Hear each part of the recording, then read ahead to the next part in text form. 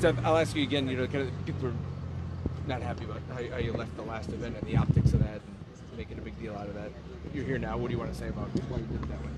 Well, what I'll say is that this is a big day, not just for the state, but for my family and us personally. So, after the announcement, my wife and I want to spend a little time together, but we have a press availability now. We'll have others in the coming days, and I'm excited to talk to anyone and everyone and get our message out about how we see the future of the state.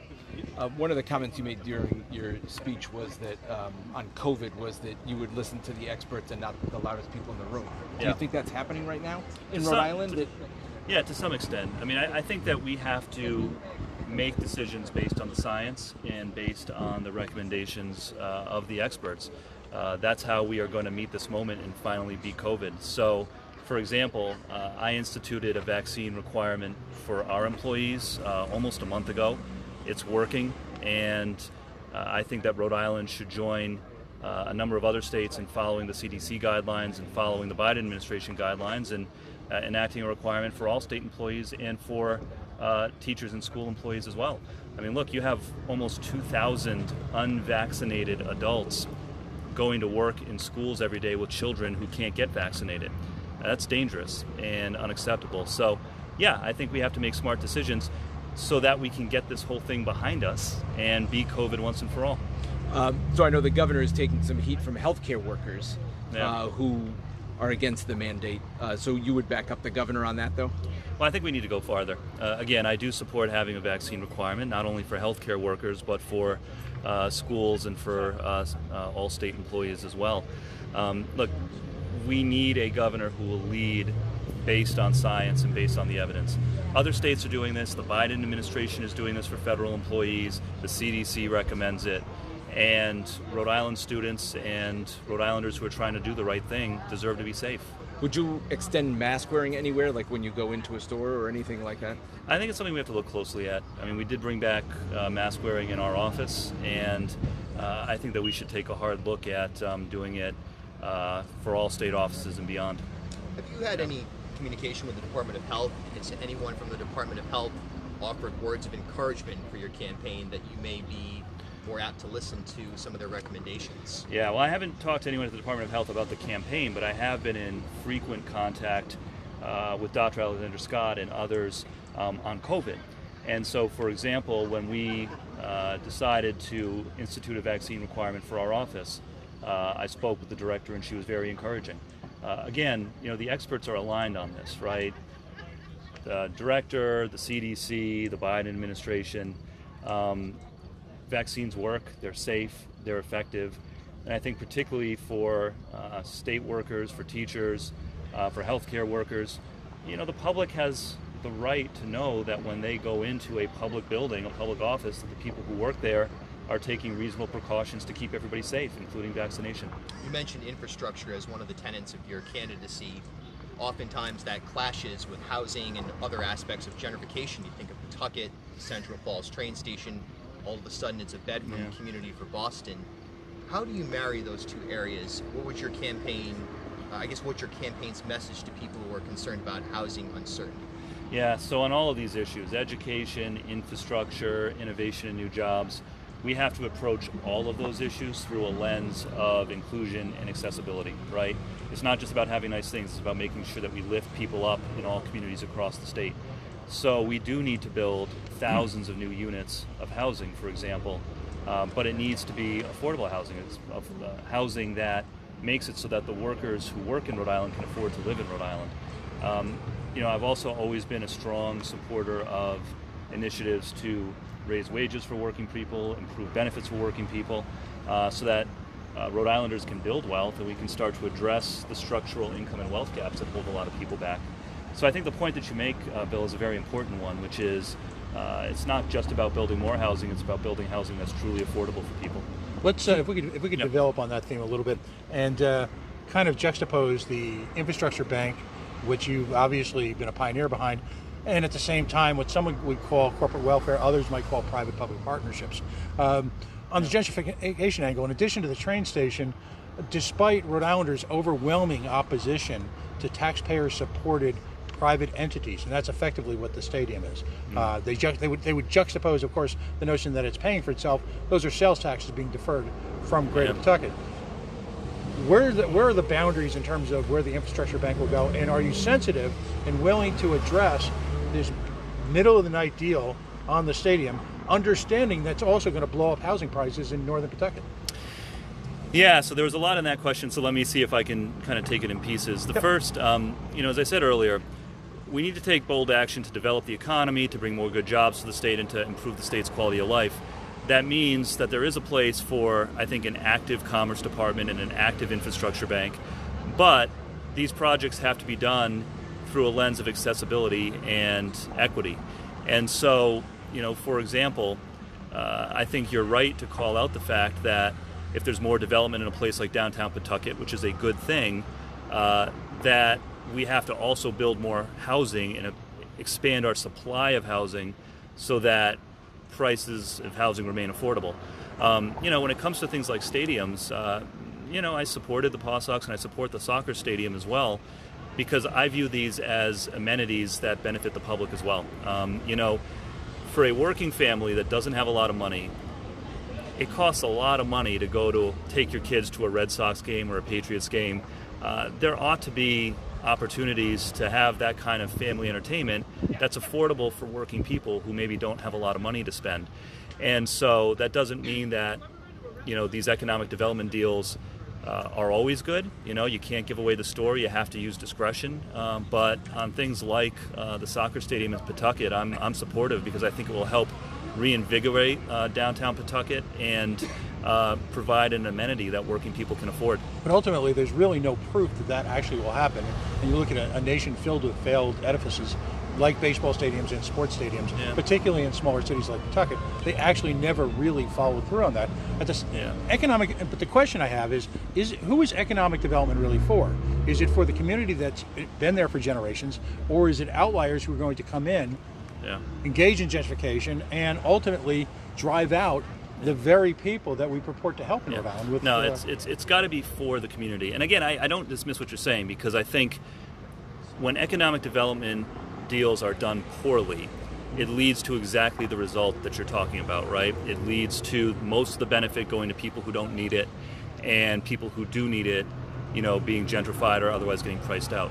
But that being said, I think when these projects are done well, and when there are the right conditions put on them, conditions around affordability, accessibility, local jobs, in the construction process and beyond, jobs that pay well, if you put the right conditions on it, I do think that these kinds of projects can be a positive and can be transformative. But you have to be smart in how you do it. You have to use discretion. You can't say yes to everything. And the point about housing is an important one as well. I mean, I think there's a handful of things that Rhode Island needs to do. As treasurer, I had a hand in designing, and I always supported the affordable housing bonds. We need more of that, more funding for affordable housing statewide. But frankly, one thing I'll say that may be controversial, but I absolutely believe, is we also need to put some pressure on municipalities to allow more development of affordable housing, because everybody's for housing but not in their own backyard, and that's a problem as well. So part of it is more funding, part of it is putting some pressure on municipalities to allow responsible development, particularly for more affordable housing.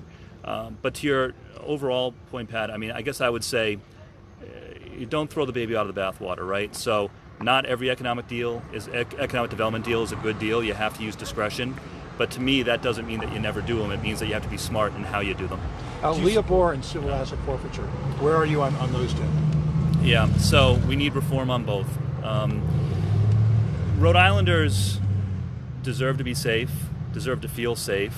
We need smart community policing. I'm not in favor of defunding the police, but I do believe that we need mechanisms to hold people accountable when they abuse their power. And that's true in policing, just as it's true in any other part of government. And so I do think that some reform is warranted. Do you support legalizing recreational marijuana? Yes. Yeah, I think the time has come. This is the direction that we're heading in. Rhode Island's doing, Massachusetts has done it, Connecticut's done it. I think that too many people have been caught up in the criminal justice system for minor marijuana-related offenses. And so I do think the time has come. But what I'm going to be looking for is, it's not just whether or not to do it, it's how you do it. And we have to do it in a way that is accessible to the average small business person, and not just the typical state house thing where only the insiders who have the inside track benefit from the business.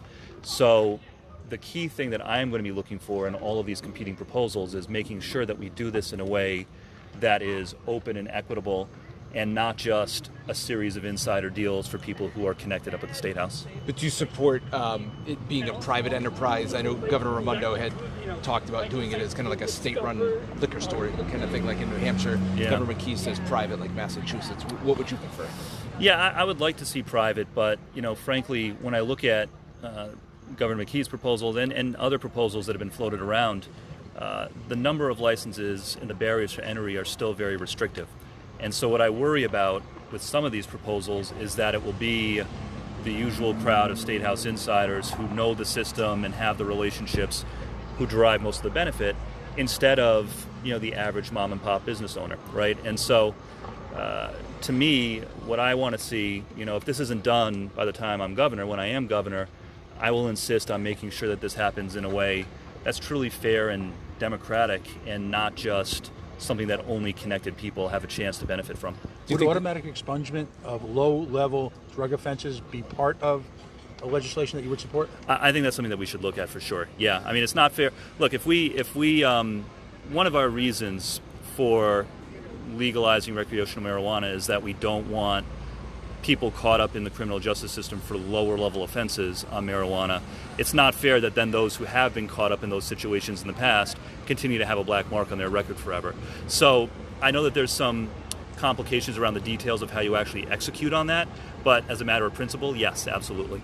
Are you concerned about, there's 3 state officers who are already in this race, Yeah. the functionality of government over the next year? You're here in North Kingstown, Secretary of State Robe's hometown, doing a small business walk, not unlike Governor McKee. Are you worried about tensions boiling over and there being communication breakdowns inside the State House? Well, my staff and I know that I expect everyone in our office to act in a professional manner at all times, and in a manner that's in service to the people of Rhode Island. I benefit from the fact that we have a great team in our office, a team that's executed on things like building the pension fund to a record high, transforming the way we do unclaimed property, speeding up pension processing times. We have a very strong operational team in our office, and we will continue to execute on the people's business without interruption. If you could talk about the pension fund for a second. Yeah. That was an area that had notoriously underperformed for a number of years, to the point of, well, let's just say if the Rhode Island Pension Fund was a private pension fund, it might have been dissolved. What technique specifically did you use, well, to rehabilitate it? Yeah. So several years ago, I instituted a new investment strategy for the pension fund that we called the Back to Basics pension investment strategy. We made a number of changes, including exiting most of the hedge funds that I inherited, which were higher cost, lower performing investments. We exited those in favor of a more traditional investment strategy. Our largest investment in the pension fund now is low-fee index funds that track the market. Our second largest holding is United States Treasury bonds. So we're still diversified, and we still, don't put all of our eggs in one basket. But we've pivoted back to a more traditional style of investing that's done well for us. So we have outperformed now a majority of other public pension funds 3 out of the last 4 fiscal years. We've grown the pension fund to an all-time high. During the COVID market crash last year, when the market fell by 20-odd%, we were in the top 10% of pension funds nationally in our performance. So we've done well, not just in an absolute basis, but also relative to our peers. And I credit a lot of that to our Back to Basics investment strategy, where we returned the pension system to a more traditional style of investing. Every year, every year your office issues an analysis or report of municipal pension funds. Yeah. And the outlook, and I haven't read this year's yet, and the outlook post-COVID, I'm assuming, is still relatively bleak. Is your office going to, as governor, I should say, signal any involvement in these woes? Because again, from Providence down to probably North Kingstown, they're all suffering. Yeah. So we've already been active on this in the Treasurer's office, and yes, I would continue to be active as governor. So a couple of years we took over the Central Falls pension plan, for example. I worked with then Mayor Diosa, negotiated with the unions, and we developed a plan to put the Central Falls pension on a more sustainable path. Our office took over management. There were some changes to the benefit structure, and that system is much more sustainable now. We then moved to West Warwick, and we actually have a vote at the retirement board tomorrow morning to do a similar fix to the West Warwick pension plan. So my approach has been to reach out to municipalities where there is the political will to do something and to try to work collaboratively with them to find solutions. So we've done Central Falls. We're hopefully doing West Warwick tomorrow. And as governor, I will continue that work because I do believe that for the long-term economic sustainability of the state, municipal finances need to be managed in a responsible manner. All right. Thank you so much. I Thank you, appreciate it, guys. I really appreciate it. North America. Now today, in our time, we have the opportunity to make Rhode Island an economic leader again. We have an opportunity to build an economy that is stronger, that is more broad-based, that is more inclusive and equitable, and that truly works for everyone. I love Rhode Island. This is the place where I grew up. It is where Julia and I have chosen to make our home. It is where a few months from now our child will be born. And it is where I've had the honor to serve as state treasurer for the last 7 years. And because I want our child and all children to grow up in a state with a bright future, I'm announcing today that I am a candidate for governor of the state of Rhode Island.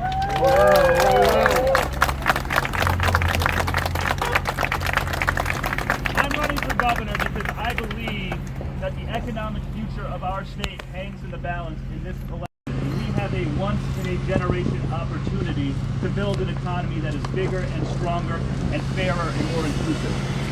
This work will not be easy, though.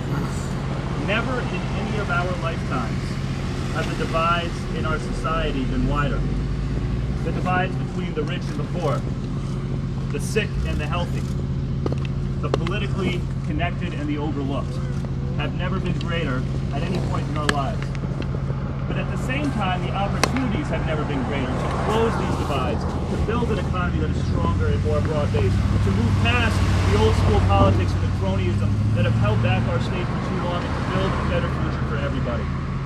I'm running for governor because I know that the bedrock of a strong economy is education. That's why, as treasurer, I prioritized this school construction program that is creating better learning environments for students, because all students deserve to go to schools that are warm and safe and dry and equipped for 21st century learning. I'm running for governor to make college more affordable and expand access to job training programs, because everybody deserves a shot at a good career, regardless of whether they go to college or not. That is why, as treasurer, I expanded the College Bound Fund, making it one of the highest rated college savings programs in the country, and at the same time, expanding it to cover apprenticeship programs for those who don't go to college. I'm running for governor because I believe we need a governor with the courage to lead, who will listen to the experts and make decisions on health and safety by listening to the science, not the loudest voices in the room who think that they have the license to put other people's kids at risk. I'm running because I know the only way that we are going to rebuild Rhode Island's economy is if we move past the cronyism and the old school politics that have been the mark at the State House for far too long. We need a government that is honest and ethical and works for everybody. I'm running because we need to transition boldly and quickly and permanently to a clean energy economy.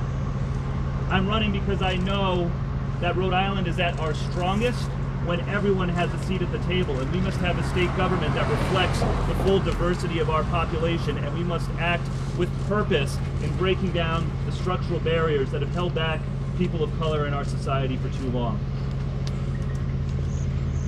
Me estoy postulando a ser gobernador para construir un Rhode Island que trabaja para todos. And I'm running to do what I've always done as treasurer, to use every tool at my disposal to protect a woman's right to choose, to stand up to the gun companies, and keep our community safe. Now, to me, this is all about restoring the American dream and expanding access to the American dream for every family here in Rhode Island, regardless of zip code. My grandfathers were both sons of immigrants. They grew up poor, and after they fought in World War II, Grandpa Bob and the Marines in the South Pacific and Lewis with the Army in Europe, they both got home and they got good jobs. They weren't glamorous jobs. Bob was a union steelworker in Worcester, Massachusetts. Lewis was a bookkeeper in New York. But with those jobs, they were able to buy houses, they were able to raise families, earn a ticket to the middle class, and put their kids through college. Those kids included my parents, who started a business here in Rhode Island and were successful and built a great life for me and my brother and sister. And stories like these used to be common in our country, these American dream stories, the notion that if you work hard, you play by the rules, you do the right thing, you can build a stable life for yourself and a better life for your kids than what you had. But over the last generation or so, those American dream stories have become less common, and those pathways have broken down. More and more, families are working harder and harder just to keep up with the cost of living and not keeping up. Parents are worried that their kids won't have the same opportunities that they had. And for many people, particularly in communities of color, that American dream never fully existed to begin with. So to me, that's what this is all about. This campaign is all about building a state where there is a real pathway to the American dream for everyone, from here in Pawtucket to Westerly to Woonsocket and everywhere in between. Every corner of Rhode Island, everyone deserves a shot at that American dream. And I'm going to tell you in just a second how we're going to do it. But first, there's something we have to address. Because in every campaign, in every election, every candidate will tell you that they are the ones who can build a stronger economy and improve people's lives. So how are you to know who can actually deliver? Well, by looking at the record. And the record that we have built in the Treasurer's office is a record of using that office for economic growth and to expand economic security for Rhode Islanders. We've done it by leading the state school construction program, which has put 20,000 people to work and improved school buildings for the state. We have done it by creating new clean energy programs at the Rhode Island Infrastructure Bank that have put more than 2,000 Rhode Islanders to work, putting solar panels on municipal buildings, converting streetlights to LEDs, including right here in Pawtucket, helping small businesses convert their operations to make them more energy efficient so that they can save money on their energy bills. We've done it through our bank local program, where we have helped hundreds of small businesses get the loans they need to grow and expand and hire more people just by moving the state's cash, which our office manages, back home to local Rhode Island banks and credit unions to put that money to work here in the local economy in Rhode Island. We've done it by fighting for more funding for the Crime Victims Compensation Program so that we can help Rhode Islanders get back on their feet at times they are most vulnerable, including more than 300 victims of domestic violence who we helped relocate away from their abusers to safety and a more stable life. And we've done it by growing the state pension system to more than $10 billion in assets for the first time ever, strengthening retirement security for frontline workers. We have shown an ability to use the tools at our disposal to put people to work, to grow the economy, to expand opportunity. And if we can do all that from the Treasurer's office, just wait and see what we do in the Governor's office. So here's what the future looks like. The future of Rhode Island can be and must be a future where everyone has a chance to succeed. So that path of the American dream, and that path is accessible if we focus on the right things and we bring the right values to the table. The three things that we must prioritize to build this future, the three things that we are going to focus on are education, innovation, and infrastructure. Education, because I know that the bedrock of a strong economic future is strong public education. So as governor, I will expand childcare. I will bring universal pre-K to Rhode Island. We will put more funding for English language learners and career tech programs in the high schools. We will recruit and support a more diverse teaching force. We will make college dramatically more affordable, and we will expand job training programs so that those who don't go to college can have stable careers as well. The second thing we will prioritize is innovation. Innovation means transitioning Rhode Island to a clean energy economy, achieving net zero emissions, and the process. It also means recognizing that the most innovative businesses are small businesses, and they deserve to be supported better. And to build the economy of the 21st century, we need 21st century infrastructure. That means not just roads and bridges, that means broadband access, that means climate resiliency, and it means dramatically expanding our supply of affordable housing so that everyone who works in Rhode Island can afford to live in Rhode Island. We can do these things if we have the right priorities, the right values, and the right focus. So let's get to work. Let's get to work building that 21st century economy, an economy based on innovation and creativity. Let's get to work expanding access to the American dream in Rhode Island, not just for the lucky few, but for everyone. Let's get to work tackling the big challenges of our age, like COVID, by listening to the experts and not just the loudest voices in the room. Let's get to work moving Rhode Island past the old school politics and the cronyism that have held our state back for too long. I believe in Rhode Island.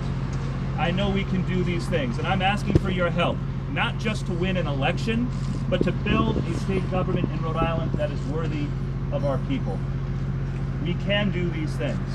And so I pledge to you that I will work hard every day to build this better future for Rhode Island for generations to come. Thank you very much for coming out today. Let's get to work.